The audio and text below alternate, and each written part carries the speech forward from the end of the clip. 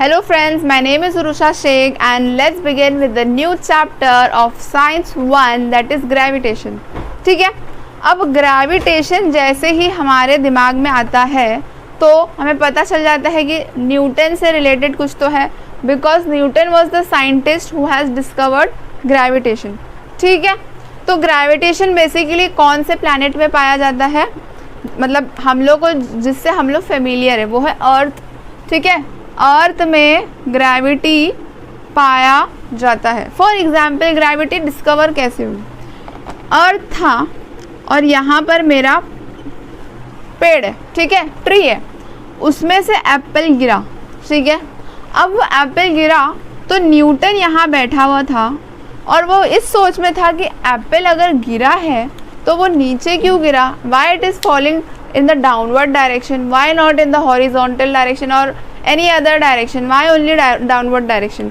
ठीक है, तो बहुत सारे रिसर्च और एक्सपेरिमेंट करने के बाद उनको ये पता चला कि कोई एक ऐसा फोर्स है जो उस कोई पर्टिकुलर ऑब्जेक्ट किसी को भी अपने तरफ खींच रही है. ओके, तो there is some force which is attracting the object. ठीक है, which is attracting the object. तो वो फोर्स का जो नाम था, वो फोर्स का नाम क्या था, ग्रेविटेशनल फोर्स. ठीक है, फोर्स का नाम क्या था, ग्रेविटेशनल फोर्स. तो अब मान लो ये ऑब्जेक्ट क्या सेंटर में, जितने भी सारे फोर्सेस होते हैं ना, वो सारे फोर्सेस अर्थ का सेंटर में होता है. तो अर्थ के जो सेंटर में रहता है वो सारे ऑब्जेक्ट को अपनी तरफ अट्रैक्ट करता है. ठीक है, इसी के वजह से सारे जितने ऑब्जेक्ट्स हैं वो नीचे की तरफ आते हैं in the downward direction. Why, because of gravitational force. What, gravitational force. ठीक है, इस फोर्स का नाम क्या है, ग्रेविटेशनल फोर्स. अब अर्थ में तो ग्रेविटी है, तो ग्रेविटी जिधर रहेगा उसको क्या बोलेंगे, ग्रेविटेशनल फोर्स बोलेंगे. ठीक है, अभी ग्रेविटेशनल फोर्स इससे पहले एंशिएंट टाइम यानी कि पुराने ज़माने में बहुत सारे ऐसे साइंटिस्ट आए थे जो प्लैनेट के मोशन के बारे में बताए थे. ठीक है, planetary motion during ancient time. Okay, तो प्लैनेटरी मोशन के बारे में बहुत सारे साइंटिस्ट लोग आए थे एंशिएंट टाइम में और मोशन के बारे में बताए थे. उसके बाद हमारे गैलीलियो भैया जी आए थे, टेलीस्कोप डिस्कवर किया, तब हम लोग को एक्चुअल में पता चला कि प्लैनेट्स का मोशन होता कैसे है. ठीक है, Galileo who discovered telescope, Galileo discovered telescope से हम लोग को सारे प्लैनेट्स दिखते हैं. ठीक है, अब ये प्लैनेट्स का मोशन कैसा होता है, क्या प्लैनेट्स का मोशन कैसा होता है, उस बेसिस में जोहान्स केपलर. ठीक है, Johannes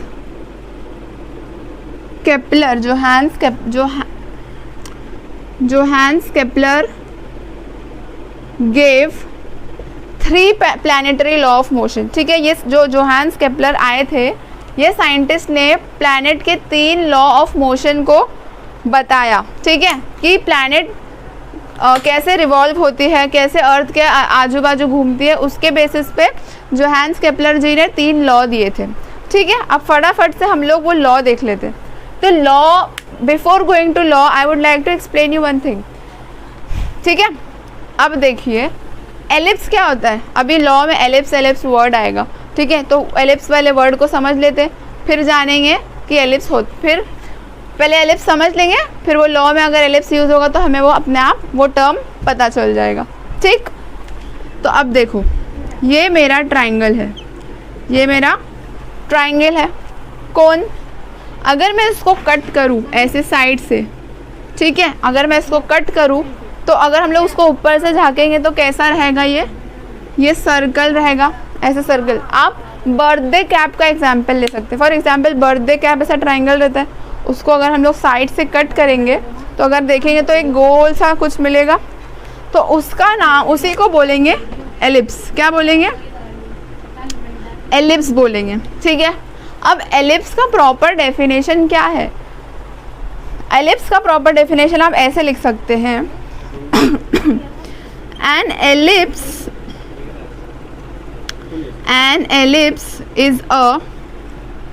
is the curve obtained when a triangle is cut in an inclined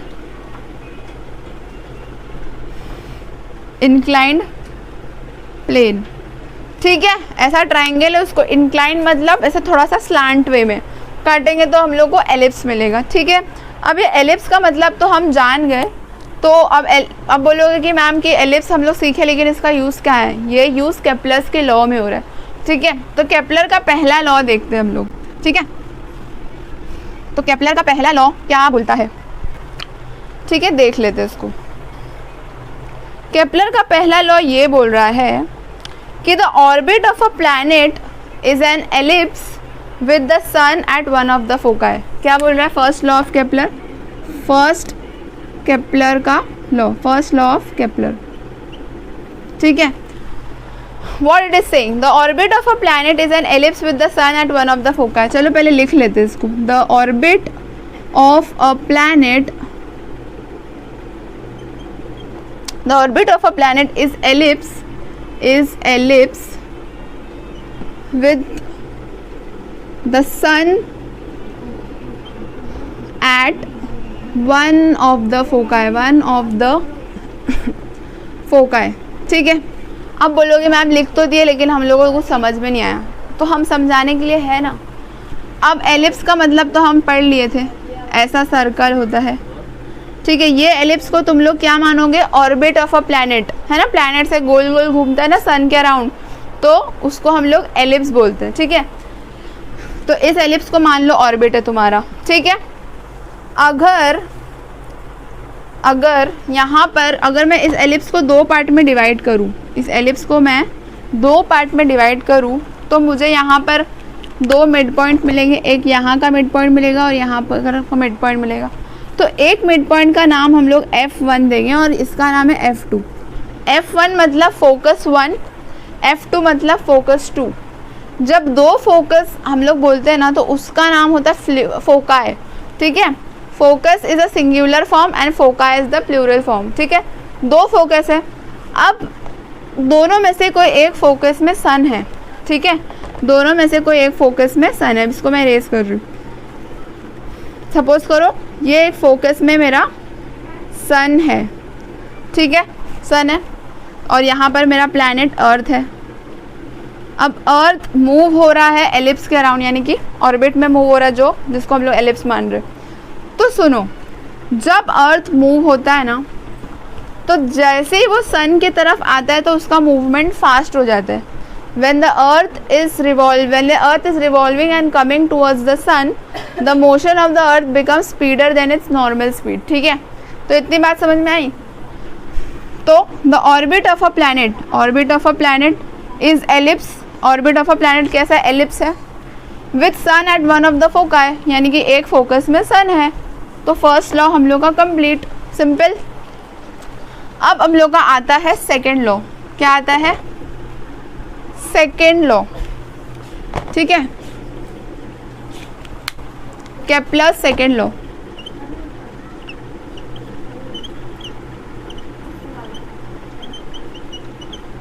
Kepler's second law of motion.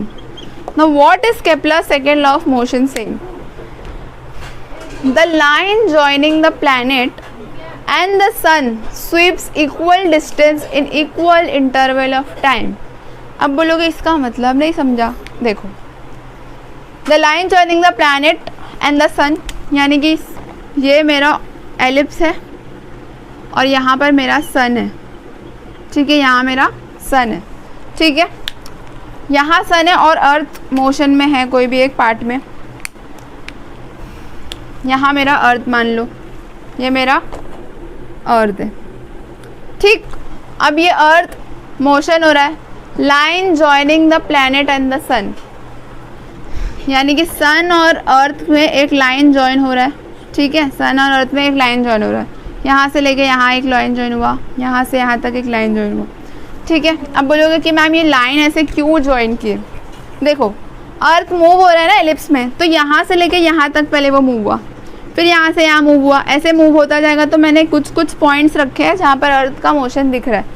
यहाँ से यहाँ तक पहले अर्थ जाएगा, फिर यहाँ से यहाँ तक जाएगा, फिर यहाँ से यहाँ तक जाएगा, ठीक है।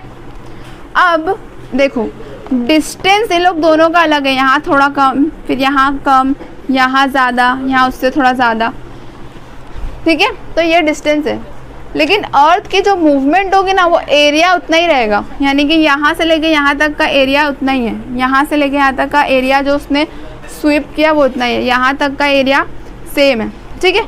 चलो एक बार वापस से समझा देती हूँ। Line joining the planet and the earth, this is the line joining between the planet and the earth, sweeps equal distance, sweeps equal distance, sweeps यानी कि मूव हो रहा है, अर्थ ऐसे मूव हो रहा है, equal distance in equal interval of time, sweeps sorry equal distance नहीं, sweep equal area in equal interval of time. Area same है, डिस्टेंस सेम नहीं है। एरिया सेम है, एरिया सेम है, लेकिन डिस्टेंस सेम नहीं है। अब समझ में आई बात? तो ऐसे लिख सकते हो, sweeps equal area in equal interval of time, ठीक है। एरिया इक्वल टाइम, समझ में आया? अब आगे, अब हम लोग देखेंगे Kepler's third law of motion. क्या देखेंगे? Kepler's third law of planetary motion, ठीक है। अब यहाँ पर ध्यान दीजिए, ठीक है। तो इसमें क्या लिखा है? The square of its period of revolution is directly proportional to the cube of the mean distance of a planet from the sun, ठीक है। अब देखो यहाँ पर एक बात जान लीजिए कि पीरियड ऑफ रेवोल्यूशन है, और एक वर्ड आया है उसमें mean distance of the planet, ठीक है। मीन डिस्टेंस ऑफ प्लैनेट, ठीक है। अब पीरियड ऑफ रेवोल्यूशन का मतलब, पीरियड ऑफ रेवोल्यूशन यानी कि कितने टाइम में वो अर्थ रोटेट हो रहा है, प्लैनेट रोटेट हो रहा है, तो इसको हम लोग टी से डिनोट करते हैं, कैपिटल टी, ठीक है। Mean distance of the planet, mean distance of the planet from the sun and the earth, उसको डिनोट करते हैं आर से, ठीक है। अब ये मैं आपको क्यों बताया, आपको समझने में आसानी होगी। तो the square of its period of revolution, यानी कि पीरियड ऑफ रेवोल्यूशन का स्क्वायर कर रहे हैं, square of period of revolution, ठीक है, is directly proportional to the cube of the distance, cube of the mean distance. तो डिस्टेंस का क्या है? क्यूब है, समझ में आया? ठीक है, cube of the mean distance from the planet and the sun. Distance किधर है? सन और प्लैनेट के बीच में, ठीक है। अब देखिए, तो अब इस इक्वेशन को हम लोग को ये अल्फ़ा का साइन, डायरेक्टली प्रोपोर्शनैलिटी की साइन हटानी है। तो जब डायरेक्टली प्रोपोर्शनैलिटी की साइन हम लोग हटाते हैं तो इसको ऐसा लिखते हैं, T square is equals to constant K N R cube, ठीक है। जब भी हम लोग प्रोपोर्शनैलिटी की साइन हटाते हैं तो वहाँ पर एक कांस्टेंट आता है, तो we can say that k is equals to constant, ठीक। अब देखो k is equals to constant, अगर मुझे k की कांस्टेंट की वैल्यू निकालनी है तो हम ऐसे लिख सकते हैं, T square is equals to k, ये इधर मल्टीप्लाई है ना तो यहाँ के डिवाइड हो जाएगा, विच इज़ आर क्यूब, ठीक है। तो ये था हम लोग का केपलर का third planetary law of motion. Easy, इतना समझ में आया?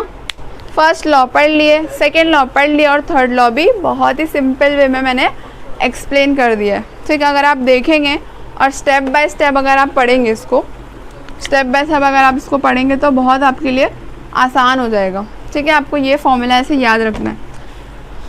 ठीक, अब देखिए हम लोग क्योंकि ग्रेविटी के बारे में पढ़ रहे हैं, ठीक है, ग्रेविटी के बारे में पढ़ रहे हैं, यानी कि फोर्स है, क्योंकि कोई भी ऑब्जेक्ट अगर गिरता है तो कुछ ना कुछ फोर्स ऑफ अट्रैक्शन रहता है ना, तो वो ग्रेविटेशनल फोर्स रहता है। तो इतनी बात तो हमें समझ में आ गई। अभी और एक चीज़ देखो, दो ऑब्जेक्ट के बीच में हमेशा कुछ ना कुछ फोर्स रहता है। फॉर एग्जाम्पल अगर मैं इस मार्कर को पकड़ रही हूँ तो ये मार्कर और मेरे हाथ के बीच में भी कुछ ना कुछ फोर्स ऑफ अट्रैक्शन है, तभी तो मैं इसको होल्ड कर पा रही हूँ। ठीक है, तो अगर आप और आपके बाजू में कोई बैठा है तो उसके बीच में भी फोर्स ऑफ अट्रैक्शन है। तो आप बोलोगे कि अगर फोर्स ऑफ अट्रैक्शन है तो why are we not moving from a place, मतलब हिल रहे क्यों नहीं है, वो फोर्स का असर क्यों नहीं हो रहा है। तो सुनो, दो ऑब्जेक्ट के बीच में फोर्स रहता है, लेकिन वो इतना नेग्लिजिबल और इतना छोटा अमाउंट का फोर्स रहता है कि वो नेग्लेक्ट हो जाता है, लेकिन फोर्स रहता है, इसलिए हम लोग कुछ भी मूवमेंट नहीं कर पाते। ठीक है, मतलब जैसे अभी मेरा हाथ में पेन है, ठीक है, तो ये पेन जब तक कि मैं इसको अब एक्सटर्नल फोर्स नहीं दूंगी तब तक यहाँ से मूव नहीं होगा। लेकिन अब बोलोगे कि मैम ये ऑब्जेक्ट के बीच में फोर्स है तो क्यों नहीं मूव हो रहा है, तो ये जो फोर्स है वो नेग्लिजिबल है। ठीक है, अब देखो ऐसे ही अर्थ और सन के बीच में भी कुछ ना कुछ फोर्स है, अर्थ और मून के बीच में भी ग्रेविटेशनल फोर्स है, तभी तो अर्थ सन के एकदम अराउंड रोटेट हो रहा है। ठीक है, तो वो फोर्स है। ठीक है, अब देखो यहाँ मेरा अर्थ है, ठीक है, ये मेरा सन है, तो ऑब्वियसली ये लोग दोनों के कुछ ना कुछ तो मास है ना। तो ये अर्थ का मास m1 ले लो, सन का मास m2 ले लो। ठीक है,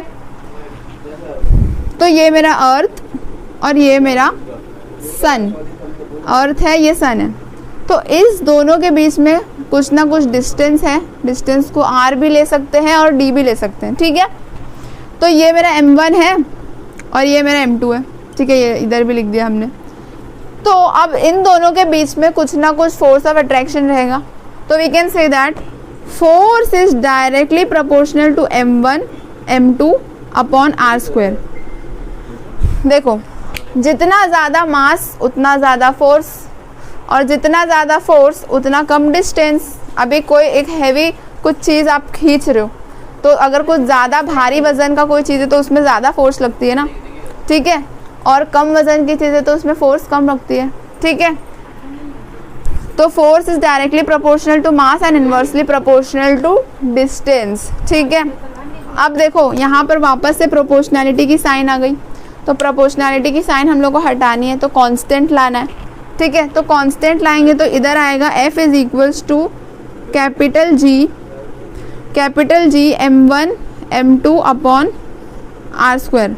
अब बोलोगे कि मैम पहले वाले इसमें तो k लिए थे, अभी आप g इसमें g क्यों ले रहे हो।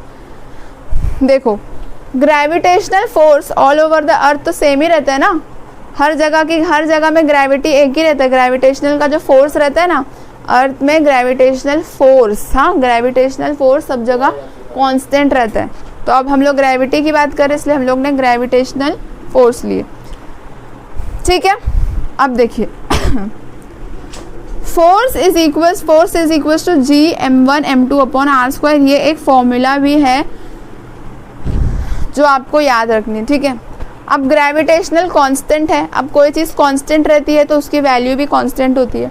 तो यहाँ पर कैपिटल G का वैल्यू क्या होता है 6.67 इंटू 10⁻⁻11 न्यूटन मीटर स्क्वायर पर kg स्क्वायर। ठीक, थोड़ा सा बड़ा है लेकिन आप लोग को याद रखना है। तो ये हमारा एक फॉर्मूला बन गया और एक हम लोग का कांस्टेंट का लॉ मतलब वो भी मिल गया, वैल्यू भी मिल गया। ठीक है, इतनी बात समझ में आई। अगर आपको चाहिए तो आप इसका स्क्रीनशॉट ले सकते हैं। अब आगे बढ़ते हैं, इसको मैं इरेज कर रही हूँ। ठीक,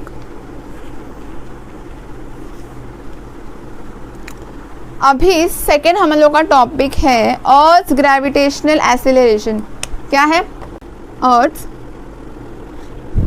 ग्रेविटेशन एक्सीलरेशन। ठीक है, एक्सीलरेशन यानी कि rate of change of velocity, यानी कि वेलोसिटी कैसे चेंज हो रही है। एक्सेलरेशन हम लोग 9th में पढ़ चुके हैं। एक्सेलरेशन क्या है, वेट ऑफ मतलब rate of change of velocity होती है। Now listen, earth exerts gravitation force on an object near it in the downward direction। ठीक है, अर्थ में ग्रेविटेशनल फोर्स लगती है, अर्थ में ग्रेविटेशनल फोर्स होती है, तो कोई भी ऑब्जेक्ट अगर गिरता है तो वो कौन से डायरेक्शन में गिरता है, डाउनवर्ड डायरेक्शन में। तो वही हम लोग इसको लिखेंगे, the earth exerts gravitational force, the earth exerts gravitational force in the downward direction. इतनी बात समझ में आई? देखो ना, अगर आप कुछ भी ऑब्जेक्ट को फेंकते हो ऊपर तो वो डाउनवर्ड डायरेक्शन में जाती है ना, क्यों? ग्रेविटेशनल फोर्स की वजह से। इतनी बात समझ में आई? अब देखो, according to Newton second law of motion, force का क्या फॉर्मूला है? Newton second law of motion के अकॉर्डिंगली फोर्स का फॉर्मूला है F is equals to m into a. F is equals to m into a, mass into acceleration. ठीक है, ये क्या है? Newton second law, Newton second law के हिसाब से ये इक्वेशन हमें मिला। ठीक है, अभी देखो, a force acting on a body results in acceleration. ठीक है, अब बोलोगे इसका मतलब क्या? देखो, अगर मैं 7th फ्लोर से कोई ऑब्जेक्ट को फेंक रही हूँ, 7th फ्लोर से मैं ऑब्जेक्ट को फेंकूंगी तो वो डाउनवर्ड डायरेक्शन में आएगा, तो जैसे जैसे वो नीचे आएगा उसका एक्सेलरेशन क्या होगा? बढ़ते जाएगा, क्योंकि ग्रेविटेशनल फोर्स नीचे बहुत ज़्यादा है। ठीक है, अगर तो इसी हिसाब से हम लोग ये बोल सकते हैं, तो जितना ज़्यादा मास होगा उतना ज़्यादा उसका एक्सेलरेशन भी होगा। अगर मास ज़्यादा है तो वो एकदम और हाई स्पीड से नीचे गिरेगा। आप एक स्टोन को फेंकिए और एक फेदर को फेंकिए, कौन सा जल्दी गिरेगा? स्टोन जल्दी गिरेगा, क्योंकि उसका मास ज़्यादा है, तो एक्सेलरेशन ड्यू टू ग्रेविटी भी उसका ज़्यादा होगा। ठीक है, अब देखिए, the gravitational force due to earth on a body results in acceleration. ऐसे हम लोग लिख सकते हैं, the gravitational force due to earth in a body या फिर इन ऑब्जेक्ट कुछ भी लिख सकते हो, रिजल्ट्स इन एक्सेलरेशन।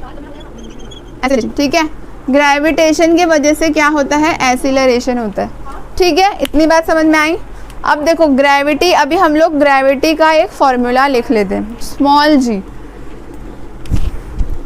ग्रेविटी का फॉर्मूला क्या है? Small g is equals to gravitational force m upon r square. ठीक है, where g is the gravity, g gravity है, कैपिटल G ग्रेविटेशनल फोर्स है, और capital M mass of the earth है। क्या है? Capital M mass of the earth, और capital R distance between the sun and the planet. Sun and the planet, या फिर distance between the planet, सन भी हो सकता है, मून भी हो सकता है, डिस्टेंस बिटवीन द प्लैनेट। ठीक है, तो ये हम लोग का एक फॉर्मूला हो गया। तो टोटल हम लोग ने कितने फॉर्मूला पढ़े? 3 फॉर्मूला। एक F is equals to capital G m1 m2 upon r square, force is equals to mass into acceleration, और तीसरा है small g is equals to capital G into capital M upon r square. ठीक है, इतनी बात समझ में आई? अब और एक चीज़, आप इसका स्क्रीनशॉट ले सकते हैं। ये जो स्मॉल g की जो वैल्यू थी, small g is equals to G M upon R square, इसको हम लोग डिराइव करेंगे कि ये कैसे आया। ठीक है, ये कैसे आया इसको हम लोग फटाफट से देख लेते हैं। तो as we know, force is equals to G m1 m2 upon R square. ठीक है, ओके। अब ये m1 m2 upon R square है। ठीक है, ये हम लोग को पता है, लेकिन हमें ये भी तो पता है कि F is equals to G, ये m और ये small m upon R square. अब बोलोगे कि मैम यहाँ कैपिटल M आ गया, यहाँ स्मॉल है, यहाँ r, ऐसा क्यों? देखो, ये अर्थ है, यहाँ पर ऑब्जेक्ट है, कोई भी ऑब्जेक्ट ले लो। ठीक है, अब ये मतलब ये अगर ये आ रहा है नीचे अर्थ की तरफ, टुवर्ड्स द अर्थ आ रहा है, अर्थ के अंदर नहीं यार, अर्थ के पास आ रहा है, वो ऊपर से लेके नीचे आ रहा है। तो ये ऑब्जेक्ट का मास हम लोग स्मॉल m में लेते हैं और अर्थ का मास हम लोग कैपिटल M में लेते हैं, और ये जो डिस्टेंस है इसको हम लोग कैपिटल R लेते हैं, क्योंकि अर्थ और ऑब्जेक्ट के बीच का डिस्टेंस है ना, इसलिए हम लोग कैपिटल R लेते हैं। ठीक है, इतनी बात समझ में आई? This is the first formula, this is the formula of force which is occurring due to gravity. ठीक है, अब फोर्स का और एक formula, force is equals to mass into acceleration. ये इक्वेशन नंबर 1 दे दो, ये इक्वेशन नंबर 2 दे दो। ठीक है, इसको इक्वेशन 2 बाद में देंगे। Mass into acceleration. अब देखो F is also equals to mass into g, m into g. तो F is equals to mass into a, तो F is also is equals to mass into g. अब बोलोगे कि g क्यों आया? g इसीलिए आया कि एक्सीलरेशन किस लिए हो रहा है? एक्सीलरेशन यानी कि rate of change of velocity, यानी कि कोई ऑब्जेक्ट ऊपर से नीचे गिर रहा है, तो नीचे वो क्यों गिर रहा है? क्योंकि उसके ऊपर ग्रेविटी अप्लाई, ग्रेविटेशनल फोर्स है, ग्रेविटी अप्लाई हो रही है। ठीक है, तो जैसे जैसे हम लोग ऑब्जेक्ट अर्थ की तरफ आता है तो उसका एक्सीलरेशन बढ़ता है due to gravity, acceleration due to gravity. ये जी क्या है? जी is acceleration due to gravity है। इतनी बात समझ में आई? तो ये हम लोग का सेकंड लिख देंगे। ठीक, अभी हम लोग को फोर्स का 2 इक्वेशन मिला, एक ये इक्वेशन और एक ये इक्वेशन। ठीक है, तो अभी हम लोग दोनों इक्वेशन को इक्वेट करेंगे, तो we can get from equation 1 and 2 we get, ठीक है, ऐसे लिख सकते हैं इसको, GM upon R² is equals to M into g. ठीक है, कुछ भी नहीं किया, बस ये इक्वेशन और ये इक्वेशन को, इसको, ये दोनों का हम लोग ने राइट हैंड साइड को इक्वेट कर दिया। ठीक है, अब ये स्मॉल m कैंसिल, तो बचा क्या? Therefore we get small g is equals to capital GM upon R²। तो यही तो हम लोग को चाहिए था, यही वाला फॉर्मूला जो हम लोग प्रूफ कर रहे थे ना, यही वाला तो हम लोग प्रूफ कर रहे थे। तो therefore we got the formula of small g। ठीक है, अभी ये फॉर्मूला है एक्सेलरेशन ड्यू टू ग्रेविटी का, स्मॉल g का मतलब ही एक्सेलरेशन ड्यू टू ग्रेविटी होता है। ठीक है, अभी हम लोग इसका एक रिलेशन देखेंगे। अगर आप इसे गौर से देखेगा तो आपको एक चीज़ समझ में आती होगी कि ये जो स्मॉल g है ये डायरेक्टली प्रोपोर्शनल है m से, मास से। तो जो gravity is directly proportional to mass and is inversely proportional to distance. ठीक है, ये ग्रेविटी इन्वर्सली प्रोपोर्शनल है डिस्टेंस से। तो हम लोग ऐसे बोल सकते हैं कि जैसे जैसे मास बढ़ता है वैसे वैसे ग्रेविटी भी बढ़ती है। ठीक है, अब इसको कैसे समझना है? अब ये बोलोगे कि कितने समझ में नहीं आया, ग्रेविटी बढ़ती है तो मास मतलब बढ़ता है, ऐसे कैसे? For example, if you are throwing a stone from top of a terrace, ठीक है, आप एक स्टोन फेंक रहे हो टेरिस से और आप एक फेदर फेंक रहे हो, तो सबसे पहला कौन जाएगा? ऑफ कोर्स स्टोन जाएगा। क्यों? क्योंकि उसका मास ज़्यादा है, मास ज़्यादा होगा तो वो टुवर्ड्स द ग्रेविटी जल्दी आएगा। ठीक है, वैसे ही अगर डिस्टेंस ज़्यादा है तो ग्रेविटी कम होगा ना। जैसे कि अगर मैं अर्थ से दूर जा रही हूँ, ज़मीन से ऊपर जा रही हूँ, तो मैं डिस्टेंस मेरा ज़्यादा हो रहा है, तो जितना ज़्यादा डिस्टेंस होगा उतनी कम ग्रेविटी होगी, है ना। इसलिए तो बोलते हैं as we go away from the earth the gravity decreases. तो ये दोनों रिलेशनशिप जो है ये आपको समझना ज़रूरी है। ठीक है, जैसे ग्रेविटी बढ़ती है मास भी बढ़ता है, जैसे ग्रेविटी बढ़ती है तो डिस्टेंस कमता है, या फिर वाइस वर्सा। ठीक है, इतनी बात समझ में आई?